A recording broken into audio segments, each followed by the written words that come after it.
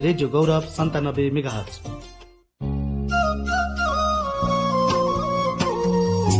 कला, साहित्य, राजनीति, संस्कृति र सामाजिक विकास विषय विज्ञहरूसँगको कुराकानी,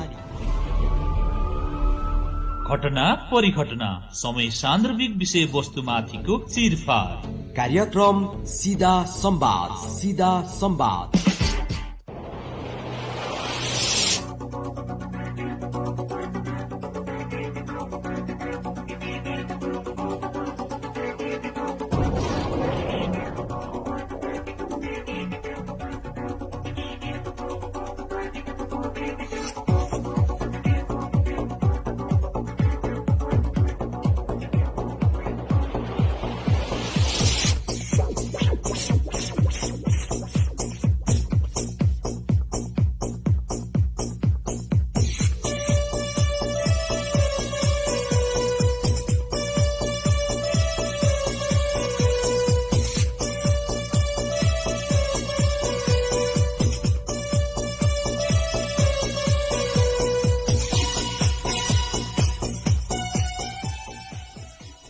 नमस्कार अनि हार्दिक स्वागत छ कार्यक्रम सीधा संवादमा। म महेन्द्र थिङ। यति बेला तपाईँ सीधा संवाद सुन्दै हुनुहुन्छ रेडियो गौरव 97 मेगाहर्ज, रेडियो रोसी 101.6 मेगाहर्ज र रेडियो क्रान्ति 90.4 मेगाहर्जमा। कांग्रेस, माओवादी, उपेन्द्र यादव समूहको जसपा, माधव कुमार नेपाल समूहको एमाले र राष्ट्रिय जनमोर्चा लगायतका दलहरूले प्रतिनिधि सभा विघटन अलोकतान्त्रिक, असंवैधानिक र प्रतिगमनकारी कदम विरूद्ध राजनीतिक र संवैधानिक दुवै मोर्चाबाट संघर्ष गर्ने निर्णय गरेको 5 दलीय गठबन्धनले सर्वोच्च अदालतमा रिट समेत दायर गरिसकेको छ। उक्त रिटमाथि हिजोबाट अदालतमा सुनवाई शुरू भएको छ। ओलीको सत्ता संकटमा परेपछि जसपाका महन्त ठाकुर र राजेन्द्र महतो समूहको माग अनुरूप सरकारले आकस्मिक रूपमा गत हप्ता 5 सदस्यीय संविधान संशोधन कार्यदल गठन गरेको छ भने नागरिकता सम्बन्धी अध्यादेश पनि जारी गरिसकेको छ। यसअघि जस्तै सर्वोच्च अदालतले संसद पुनर्स्थापना हुने सम्भावना कतिको देखिन्छ त? प्रधानमन्त्री र राष्ट्रपतिले मध्यरातमा संविधान च्यात्ने काम गरेको आरोप लागेको छ। उक्त कदम कसरी असंवैधानिक भयो त? कोरोनाको महामारी यही अवस्थामा रहेमा सबैले चाहेर पनि निर्वाचन सम्भव छैन। निर्वाचन पनि नहुने र संसद पनि नहुने हुँदा देशको राजनीतिक भविष्य के कस्तो होला? संवैधानिक व्यवस्था अनुसार जेष्ठ 15 गते अर्थात भोलि ल्याउनु पर्ने बजेट ल्याउला या नल्याउला, वा यो काम चलाउ सरकारले ल्याउन पाउँछ या पाउँदैन त? के छन् त संवैधानिक व्यवस्थाहरू? यी र यस्तै समसामयिक विषयवस्तुमाथि सिधा कुराकानी गर्न यति बेला हामीसँग प्रत्यक्ष टेलिफोन सम्पर्कमा हुनुहुन्छ काभ्रे पलाञ्चोक जिल्ला बार एसोसिएसनका अध्यक्ष एवं अधिवक्ता देव कुमार मोक्तानज्यू। वकिल साहब, यहाँलाई स्वागत छ कार्यक्रम सीधा संवादमा। हजुर, धन्यवाद। नमस्कार मान्छे। हजुर वकिल साहब, यो गत पुस 5 गते जसरी पहिलो पटक केपी ओली सरकारले सिफारिस गरेर राष्ट्रपतिद्वारा जसरी संसद विघटन गरिएको थियो, फाल्गुन 11 गते पुनर्स्थापना भयो सर्वोच्चद्वारा, तर पुनः दोस्रो पटक पनि मध्यरातमा यसरी राष्ट्रपतिले संसद विघटन गरिदिएको छ। अब यो पुनर्स्थापना हुन्छ हुँदैन, एकातिर अड्कलबाजी गर्न थालिएको छ हरेक वृत्तमा भनेपछि अब यो संवैधानिक हिसाबमा तपाईँ एकजना अधिवक्ताको नजरले के देख्नु भएको छ? यो विषय अहिले सर्वोच्च अदालतको संवैधानिक इजलास र अन्य इजलासमा पनि विचाराधीन छ भन्नु पर्ला। किन भन्दाखेरि हिजो मात्रै 30वटा जति संसद विघटन सम्बन्धमा परेका रिट निवेदनहरूमा सर्वोच्चले सुनवाई गर्दाखेरि 19वटा रिट निवेदनहरू चाहिँ संवैधानिक इजलासबाट हेर्ने र बाँकी रिटहरू चाहिँ सामान्य इजलासबाट हेर्ने भनेर आदेश भएर छ। हजुर, यो हिसाबले अब यसको सुनवाई चाहिँ चाँडै हुन्छ। यसमा पुनर्स्थापना हुन्छ या हुँदैन भन्ने कुरा सर्वोच्च अदालतको वर्तमान प्रवृत्ति भनौँ न, न्यायपालिकाको दृष्टिकोण, वर्तमान ट्रेन्ड अनुसार देशको अब यो चाहिँ कस्तो छ भन्दाखेरि न्यायपालिका पनि वास्तवमा मोन्टेस्क्यूको सिद्धान्त अनुसार शक्ति पृथकीकरणको सिद्धान्तमा राज्यका 3वटा महत्त्वपूर्ण अङ्गहरूले काम गर्नुपर्ने हुन्छ। तर नेपालमा त्यो देखिरहेको छैन। विगतलाई हेर्दाखेरि खिलराज रेग्मीको चाहिँ अध्यक्षतामा जुन मन्त्रीमण्डल गठन भयो नेपालमा पहिलोपटक नेपालको इतिहासमा 69मा जस्तो लाग्छ मलाई, 69मा पहिलो संविधान सभा भङ्ग भइसकेपछि दोस्रो संविधान सभाको चुनाव गर्ने प्रयोजनको लागि एउटै व्यक्ति न्यायपालिकाको प्रमुख र एउटै व्यक्ति नै कार्यपालिकाको पनि प्रमुख हुने चाहिँ प्रचलन त्यतिखेर स्थापित गरियो। नेपालमा त्यो एक ढङ्गले संसदीय व्यवस्थामा शक्ति पृथकीकरणको सिद्धान्त अनुसार चाहिँ यो गलत प्रयोग थियो। त्यहाँबाट नै अलिकति अराजकता, एनार्किजम भनौँ न, नेपालमा भित्रियो, गलत संस्कार। त्यो कारणले कहिल्यै पनि यिनीहरू बिचमा चाहिँ तीनवटा अङ्गहरूमा चाहिँ एकले अर्कोलाई हस्तक्षेप नगर्ने, स्वतन्त्र ढङ्गले काम गर्ने एउटा परिपाटी चाहिँ त्यहाँनिर क्रमभङ्ग भएको अवस्था छ। त्यसपछि नेपालमा एउटा एक खालको चाहिँ राज्यको चाहिँ महत्त्वपूर्ण अङ्गहरूमा न्यायपालिकादेखि धेरै ठाउँहरूमा राजनैतिक नियुक्तिहरू हुने ठाउँमा र अरू संवैधानिक नियुक्ति हुने ठाउँहरूमा चाहिँ भागभण्डाको संस्कृति भित्रिएको हुँदाखेरि अब सबै अङ्गहरू पूर्ण रूपमा स्वतन्त्र छन् भन्न सकिँदैन। त्यो धेरै कुराले इन्फ्लुएन्स गर्ने हुनाले न्यायपालिकाले यो विषयमा वर्तमान विषयमा भनौँ न, यो राजनीतिक विषयमा संसद विघटनको विषयमा कसरी निर्णय गर्ला भन्ने कुराहरू एकिन रूपमा अनुमान गर्न सकिने अवस्थामा चाहिँ छैन मन्दिरजी। यस्तो छ भनेपछि यसरी बुझ्नु पर्यो हामीले, न्यायपालिकामाथि कार्यपालिका हाबी हुने गरेको हिजोको दिनदेखिको इतिहास हेर्ने हो भनेदेखि यो पटक पनि कार्यपालिका हाबी हुन्छ, जसको कारणले निर्णय कता पर्छ अथवा न्यायपालिकाको दृष्टिकोण कस्तो बन्छ भन्ने कुरा कार्यपालिकाले गरेको गराइबाट मात्र निर्धारण हुने भयो। त्यसो भएको हुनाले संवैधानिक हिसाबमा व्याख्या गर्न र हामीले अड्कल गर्न नमिल्ने भयो भन्न खोज्नु भएको? ए होइन हजुर, मैले ठ्याक्कै त्यसरी नै भन्न खोजेको चाहिँ होइन कि यो भर्खरको योभन्दा अगाडिको संसद विघटनको विषय के अरे सन्दर्भमा हेर्दा पनि न्यायपालिकाबाट संसद त बिउतायो नि त, होइन? नजिर एउटा त बनिसक्यो नि त हामीसँग, होइन? तत्कालको नजिर चाहिँ यस्तो रहेछ। नजिरको कुरा चाहिँ के हुन्छ भने प्रत्येक मुद्दाहरू, प्रत्येक विषयहरू, प्रत्येक प्रसङ्गहरू, सन्दर्भहरू सधैँ एउटै हुँदो रहन्छ।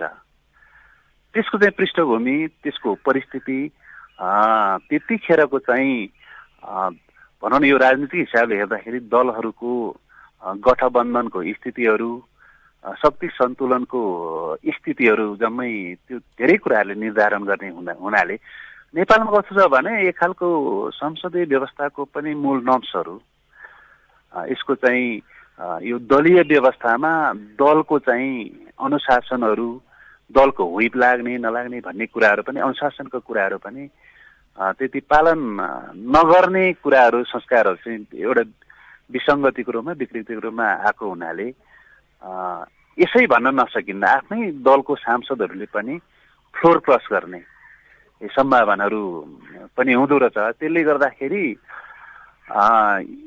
यो कुराहरू चाहिँ भन्न नसकिने रहेछ के गर्छ भन्ने कुरा। सरकार गठनको कुरामा जस्तो पहिलो मुद्दा को कुरा हेर्दाखेरि संसद बिउज्यो न त बिउज्यो सर्वोच्च अदालतको फैसलाबाट। तर फेरि पुनः यो त 76 को व्यवस्था हो नि त, संविधानको धारा 76 को सरकार निर्माण गठनको सम्बन्धमा त्यो प्रक्रिया, त्यसमा के भयो, योभन्दा अगाडिको फैसलामा के भनियो भन्दाखेरि संसदमा, मौजुदा संसदमा सरकार निर्माण हुने परिस्थिति जीवित छँदै संसद विघटन गर्न पाइँदैन। 47 सालको संविधान हजुर वकिल साहब, 47 सालको संविधान हजुर मा चाहिँ सरकारलाई आफ्नो काम कारबाही चलाउनको लागि असहज हुँदाको अवस्थामा संसद विघटन गर्न सकिने, भङ्ग गर्न सकिने अवस्थाहरू राखिएको थियो। अहिलेको संविधानले चाहिँ त्यति सजिलैसँग संसद भङ्ग गर्न नदिने र स्थिर सरकारको कल्पना गरेको हुनाले यसमा सम्भावना छँदासम्म चाहिँ संसद विघटन गर्न नपाउने भन्ने खालको व्यवस्था गरेको हुनाले पाउँदैन थियो, हुँदाहुँदै पनि गरेको हुनाले सर्वोच्चले असंवैधानिक घोषणा गरिदियो। पुनः बिउजाएर त्यो प्रक्रियाहरू 76 को 1 देखि 7 सम्मको प्रक्रियाहरू पूरा गरेर मात्रै वकिल साहब यो संसद भङ्ग गर्न पाइन्छ भन्ने व्याख्या गरेका थियो के। हजुर ठिक छ, खासमा यो हजुर ठिक छ। भनेपछि यो 19वटा रिट निवेदनलाई संवैधानिक इजलासले हेर्ने र बाँकीलाई सामान्य इजलासले हेर्ने भन्नुको कारण चाहिँ के हो त? त्यसमा के रहेछ भन्दाखेरि अलि गम्भीर विषयहरू मैले पनि त्यो रिट निवेदनहरू त हेरेका छैन। यो सरकारको यो संसद भङ्गसँग यो विघटनसँग सम्बन्धित बढी केन्द्रित चाहिँ संवैधानिक इजलासले हेर्ने यो राजनैतिक इस्यु पनि जोडिएको र संवैधानिक कानुनी भन्दा पनि संवैधानिक इस्युहरू जोडिएको हुनाले यसमा त्यो विषयमा केन्द्रित हुनेहरूले चाहिँ एक ठाउँमा राखे जस्तो लाग्छ मलाई। र अब सरकारले गरेका अन्य काम कारबाहीहरू अरू कुराहरू पनि जोडिएर आएका अरू प्रश्नहरू जोडेर आएका निवेदनहरू चाहिँ सामान्य इजलासले हेर्ने भन्ने गरेको भन्ने मैले बुझेको छु। त्यस्तो देखिन्छ मान्छे। हजुर अनि अर्को एउटा तपाईँको प्रश्नमा संसद अब पुनः जीवित हुन्छ कि हुँदैन, असंवैधानिक ठहर हुन्छ कि हुँदैन भन्ने सन्दर्भमा हिजोको प्रधान न्यायाधीशको प्रस्तुति, प्रधान न्यायाधीशले ती रिट निवेदनहरूमा बहस गर्ने कानुनी व्यवसायहरूलाई गरेको प्रश्नहरू 3-4वटा प्रश्न गर्नु भएको छ उहाँले। त्यो हेर्दा पनि सर्वोच्चको ट्रेन्ड, अहिलेको प्रधान न्यायाधीशको ट्रेन्ड चाहिँ संसद बिउजाउनेतिर छैन कि भन्ने आभास भएको छ। जस्तो उहाँले के भन्नुभयो भन्दाखेरि प्रश्नहरू चाहिँ यो संविधानमा राष्ट्रपतिको संसद भनौँ जस्तो 2 जनाले दाबी गर्नुभयो नि त, यो 76 5 बमोजिम। हजुर हजुर 3 बमोजिमको सरकारले उपधारा 3 बमोजिमको सरकारले, अल्पमतीय सरकारले उपधारा 4 बमोजिम 30 दिनभित्र चाहिँ विश्वासको मत लिन नसकेमा 5 बमोजिम चाहिँ कुनै एउटा इन्डिभिजुअल एउटा सांसदलाई दाबी गर्ने कुनै पनि प्रतिनिधि सभाको सदस्यलाई प्रधानमन्त्री हुने आधार देखाएमा चाहिँ नियुक्त गर्नुपर्छ भन्ने व्यवस्था हो नि त, होइन? अनि त्यसमा चाहिँ राष्ट्रपतिले निर्णय गर्न सक्दैन त भनेर राष्ट्रपतिको अधिकार हो नि भन्ने जस्तो एउटा क्वेसन। राष्ट्रपतिको अधिकार छ नि त, त्यो आधार चाहिँ उपयुक्त छ कि छैन, पुर्याएको विश्वासयोग्य छ कि छैन अथवा प्रमाणित हुन्छ कि हुँदैन भन्ने हेर्ने त 2 जना गएको अवस्थामा कोही नआएमा त हेर्ने कुरा भएन। आइसकेपछि त एकातिर प्रक्रिया पनि मिच्यो, उपधारा 4 बमोजिम 30 दिनै नकुरिकन चाहिँ सरकार गठन गर्नको लागि आह्वान गरियो। विश्वासको मत लिने प्रयासै गरेन अल्पमतको सरकारले। 30 दिनको म्याद पर्खेर गर्नुपर्ने प्रयास गर्नुपर्नेमा 1 हप्ताभित्रै नियुक्ति भएको 1 हप्ताभित्रै गरेकोमा चाहिँ यो प्रक्रिया मिलेन भन्ने क्वेसन। अब त्यो पाउँछ कि पाउँदैन भन्ने पनि क्वेसन। संविधानमा त प्रश्न लेखेको छैन नि भन्ने कुरा। अनि राष्ट्रपतिले निर्णय गर्न सक्छ कि सक्दैन भन्ने कुरा अब दुवैजना आइसकेपछि त गर्नु त पर्यो नि। गर्न पाइँदैन भनेर कहाँ लेखेको छ र भन्ने कुरा। अनि 7 बमोजिमको अनि उपधारा 7 बमोजिम संसद विघटनको विषय चाहिँ त्यो स्वतन्त्र, त्यो उपधारालाई स्वतन्त्र रूपमा हेर्न हुँदैन। त्यो चाहिँ उपधारा 2सँग जोडेर हेर्नुपर्छ। हामीलाई अलग अलग अर्थ लाग्न सक्छ, हामीलाई लागेको मात्रै हो त्यो, तर संविधानमा चाहिँ प्रष्ट व्यवस्था त्यही नै भएको हुनाले त्यो अन्ततः व्यक्तिगत होइन, त्यो चाहिँ दलीय नै हो, दलकै समर्थन चाहिन्छ भन्ने जस्तो क्वेसन हो उहाँले गर्नु भयो कि हिजो। हजुर, यो भनेपछि यो परिदृश्यहरूलाई हेर्ने हो भने छ नि वकिल साहब, अब यो संवैधानिक सँगसँगै राजनैतिक पनि घुसियो, त्यसको आधारमा पनि फैसला हुने सम्भावना बढ्यो भन्दाखेरि के फरक पर्ला त? सम्भावना बढी म चाहिँ त्यसरी आकलन अनुमान गर्छु होइन। किन भन्दाखेरि त्यो क्वेसन त्यसरी उहाँको चाहिँ रेडिमेड क्वेसनहरू जस्तो देखिन्छ। त्यो पहिलो पटक विघटन गर्दा पनि उहाँको फैसला आउने बेला उहाँको चाहिँ दृष्टिकोण के थियो भन्दा संसद पुनर्स्थापित नगर्ने नै नबिउताउने नै असंवैधानिक हो भन्ने उहाँलाई लागेको थिएन पहिला पनि। त्यो 3 जना न्यायाधीशले यो चाहिँ असंवैधानिक हो भनेर अनि त्यो बहुमतले निर्णय हुने भइसकेपछि उहाँले अब त्यो त फैसला गर्ने कुरा त्यसरी मात्रै संयोगवश होइन, त्यसरी हुन गएको मात्रै हो। नभए त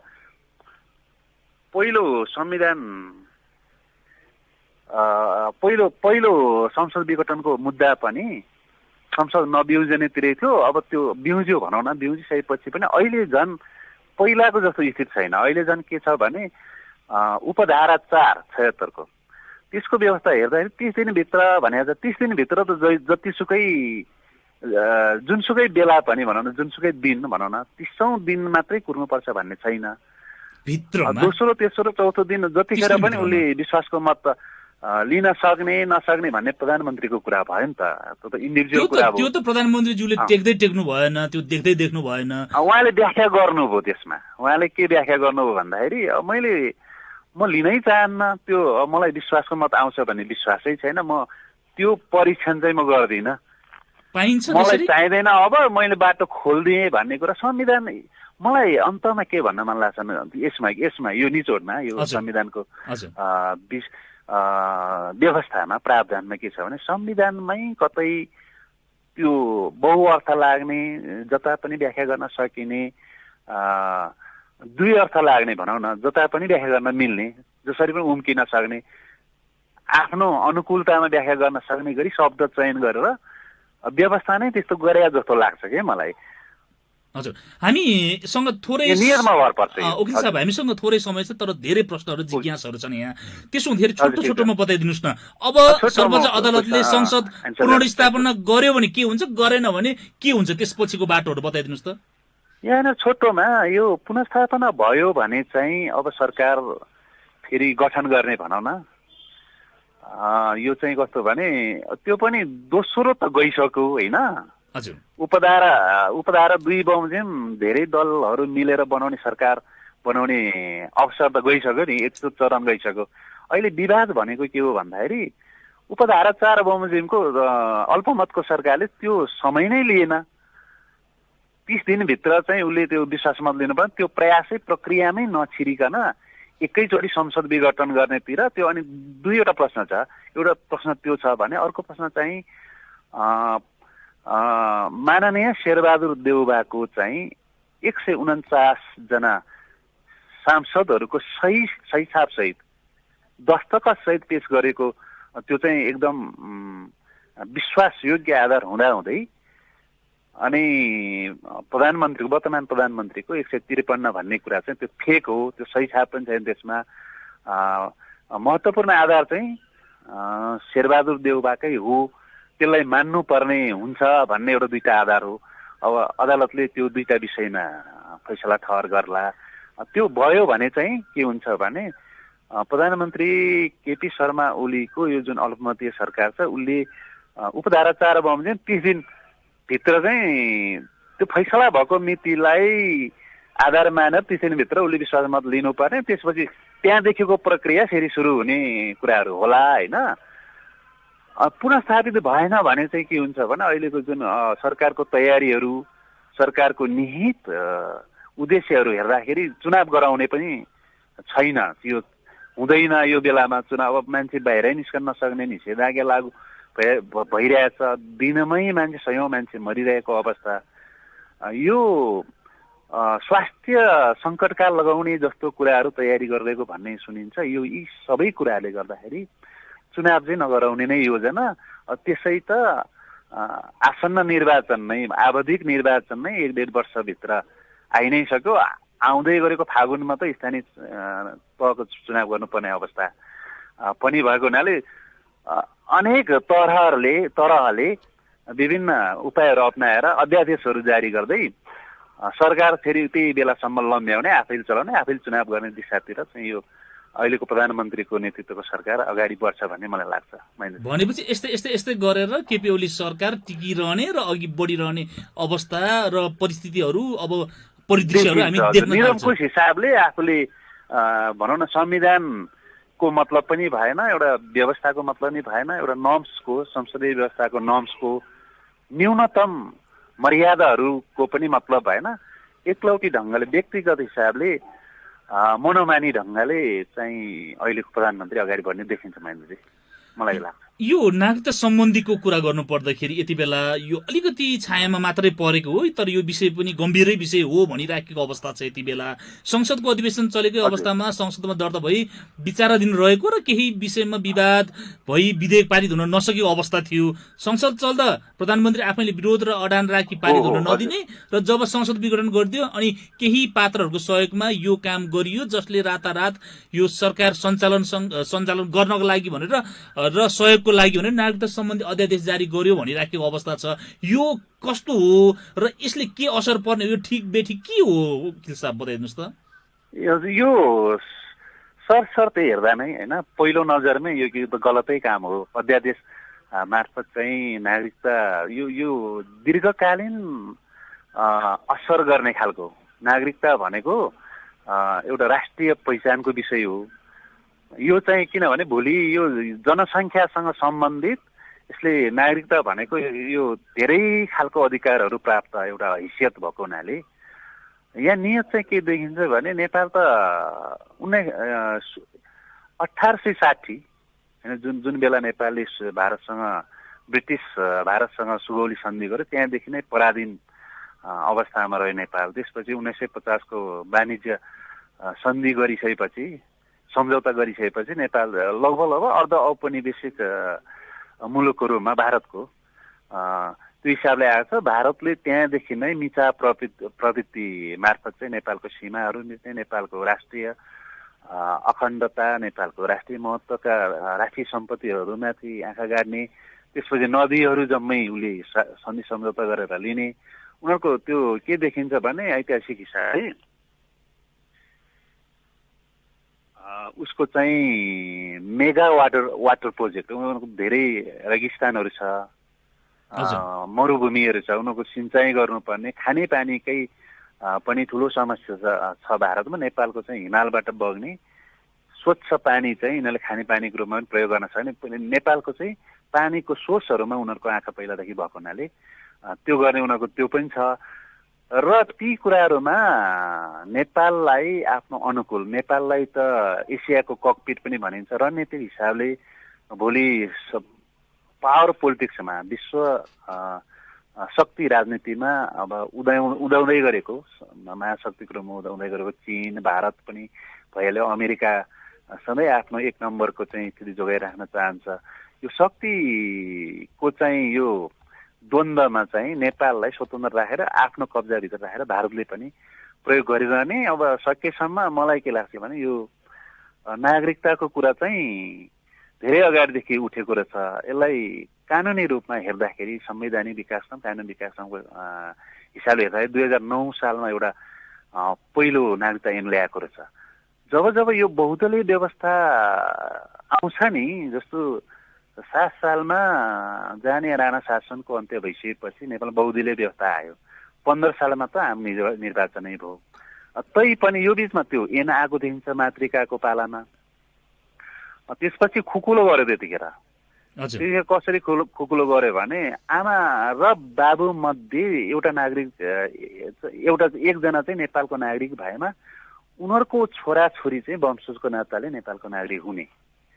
त्यहाँनिर पनि त्यो किनभने भारतीय नागरिकहरूलाई चाहिँ यता नागरिकता दिने तराईमा त एउटा यो गैर कानुनी बसोबास छ नि, उताबाट प्रवेश गरेका, अतिक्रमण गर्दै यताबाट गैर कानुनी हिसाबले प्रवेश गरेर यता बसोबास गरेको धेरै उहरू छ। हुन त नेपालमा नागरिकता सम्बन्धी समस्या तराईवासीहरूमा विशेष गरी विपन्न किसानहरू जसको चाहिँ जग्गा छैन, आफ्नो अमलाल पूर्जा छैन, तिनीहरूको ठुलो समस्या होइन। वकिल साहब, यो समस्या छ, यो तपाईँ हामी सबैले बुझेको कुरा हो। तर जब नेपालमा सत्ता परिवर्तनको घटनाहरू घट्ने क्रम बढ्छ तब मात्रै यो विषयले चर्चा पाउने, यो विषय मात्रै अगाडि आउने गर्छ, यो मात्रै यो हलो अड्काउने के भन्छौँ नि हामीले, यो त्यस्तै रूपमा देखियो कि मैले यसैमा जो नि छोटोमा जस्तो 15 सालको संविधानले त्यसलाई जारी राख्यो, निरन्तरता दियो।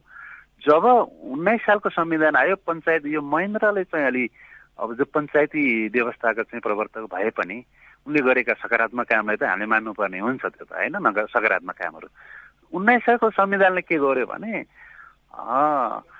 त्यसलाई रोकिदियो वंशजको नागरिकता हुनलाई आमा बाबु दुवै नेपाली नागरिक हुनुपर्ने कि भन्ने कुरा दुई मध्ये एक चाहिँ हुँदा चाहिँ छोराछोरी वंशको नाता पाउने 9 सालको थियो 19 सालकोले नेपाली बाबुकै छोराछोरी हुनुपर्ने भनेर रेस्ट्रिक्सन लगाइदियो त्यहाँ अनि त्यो व्यवस्थालाई यता आउँदै आउँदै गर्दाखेरि अर्को सत्ता परिवर्तन 46 सालको त्यो 47 सालको संविधान आयो त्यसले एउटा नागरिकतामा के हुन्छ भने एउटा आधार वर्ष भन्ने हुन्छ नि त हजुर आधार वर्ष कट अफ इयर भन्ने हुन्छ के त्यसलाई के मान्यो भने 20 सालको नागरिकता यिनले पनि 19 सालकै संविधानको कुरालाई व्यवस्थित गर्यो कट अफ इयर चाहिँ 19 सालको संविधान पुसे गते होइन 19 साल पुसे गते लागू भएको त्यो वर्षसम्म कायम रहेको नेपालीलाई मान्यो के 46 ले पनि त्यसैलाई मान्यो त्यहाँ 19 सालदेखि 63 सालसम्म आउँदा लगभग 44 वर्ष नागरिकता दिने क्रम चाहिँ रोक्यो के यसलाई रोकिराख्यो 46 सालले पनि परिवर्तन हुँदा पनि त्यसमा केही गर्न सकेन त्यतिखेरको दूरदर्शी मान्नुपर्छ त्यसमा विश्वनाथ उपाध्यायले गरेको मस्यौदा गरेको जुन उसको संयोजकतामा यो जुन 47 को संविधान त्यसले रोक्या देखिन्छ त्यसले जब 12 बुँदे सहितको जुन इन्डियामा भारतसँगको सहकार्य भयो नि त हैन त्यो यसरी बुझाउन त यसरी हामी समराइज गर्दियौं आजको हाम्रो संवादलाई भारतीय समर्थन बिना सत्तामा टिक्न नसक्ने गुलाम प्रवृत्तिका कारण सत्ता प्राप्तिमा नागरिकतालाई सौदाबाजीको विषय बनाउने र बनाइरहने चाहिँ यो अझै पनि क्रम चलिरहन्छ र यो अब जसरी अध्यादेश ल्याइयो नि यो कार्यान्वयनमा आउला नआउला के छ त उकिल साहब छोटोमा बताइदिनुस् त मैले एकदम छोटोमा भने है अब समय पनि छैन हजुर त्यसमा के देख्यो भने अनि 63 सालपछि 63 मा कहाँबाट सुरु भएको देखिन्छ भने 63 मा जेठ 4 गते प्रतिनिधि सभाको घोषणा भयो नि त त्यसैमा राखियो हैन त्यसैको बुँदा नम्बर 4 हो कि कतिमा राखेको छ अनि नागरिकताको समस्या समाधान गर्ने भनेर अनि त्यसपछि 63 को सालको ऐन आयो नागरिकताको त्यसमा चाहिँ खुलाइदियो के त्यसमा भान्जा भान्जीहरूलाई दिने हैन आमा बाबा मध्ये एकजना नेपाली भएमा नेपालको नागरिकता पाउने त्यहाँ खुलाइदियो त्यहाँ त्यसले खुलाइ पनि दियो त्यतिखेर झन्डै 40-45 लाखले चाहिँ नेपाली नागरिकता पायो भन्ने कुरा पनि छ अनि त्यसै 69 सालमा एउटा अध्यादेश ल्याएर अन्तरिम संविधानमा पनि त्यही व्यवस्थालाई कायम गर्यो संविधान आउनुभन्दा अगाडि ऐन ल्यायो त्यसपछि संविधान ल्यायो 69 सालमा अध्यादेश ल्याएर त्यसलाई खोलेर व्यापक नागरिकता बाँड्यो तराईमा थुप्रैले लिए भन्ने कुरा छ हैन अनि त्यसपछि 72 को संविधानले पनि त्यसैले कायम गर्यो हजुर र ऐनमा चाहिँ संशोधन भएको थिएन ऐनमा पछि त्यो विवादमै थियो नागरिकता सम्बन्धी ऐन चाहिँ संविधान र वर्तमान यो ऐनले चाहिँ 63 सालको ऐनले यसलाई गभर्न गर्न सक्दैन यसले कभर गर्न सक्दैन भनेर एउटा नागरिकता सम्बन्धी छुट्टै विधेयक अघि तपाईले उल्लेख गर्नुभयो हैन त्यो चाहिँ संसदमा असार कति 9 गते 77 असार 9 गते संसदमा दर्ता भइसक्यो त्यसलाई संसदलाई छलेर भङ्ग गरेको अवस्थामा अहिले ल्याएको अवस्थामा विशेष गरी यो भारतीय स्वार्थ अनुकूल नै गरिरहेको देखिन्छ यसले नेपालको सत्ता राजनीतिमा चाहिँ सत्ता टिकाउनको लागि भारतीय पक्षलाई खुसी पार्न भारतीय नागरिकहरूलाई नेपाली नागरिकता दिलाउनको लागि नै यो गरेको देखिन्छ हजुर हस् ओके साहब अरू अंकहरुमा हामी छलफल विस्तृत रूपमा गर्दै गरौँला आजको लागि यहाँको महत्त्वपूर्ण समय अनि संवादको लागि यहाँलाई धेरै धेरै धन्यवाद हजुर यहाँलाई पनि यो महत्त्वपूर्ण विषयमा कुराकानीको लागि धन्यवाद दिन चाहन्छु हस् धन्यवाद समसामयिक विषयवस्तुमाथि सिधा कुराकानी गर्न यति बेला हामीसँग प्रत्यक्ष टेलिफोन सम्पर्कमा हुनुहुन्थ्यो काभ्रेपलाञ्चोक जिल्ला बार एसोसिएसनका अध्यक्ष एवं अधिवक्ता देव कुमार मोक्तानज्यू यी र यस्तै विषयवस्तुसँगै आजको सिधा संवादबाट रेडियो गौरव 97 मेगाहर्जको प्राविधिक कक्षमा सहयोग गर्नुहुने रवि धिताल रेडियो रोसी 101.6 मेगाहर्जको प्राविधिक कक्षमा रहेर सहयोग गर्नुहुने शोभा हुमगाई र रेडियो क्रान्ति 90.4 मेगाहर्जको प्राविधिक कक्षमा रहेर सहयोग गर्नुहुने नकुल लामलाई धेरै धेरै धन्यवाद यो अंक आज साँझ 7 बजेदेखि 7:30 बजेसम्म पुनः सुन्न सक्नुहुनेछ आजको अंकबाट म महेन्द्र थिङ बिदा हुन्छु हस्त नमस्ते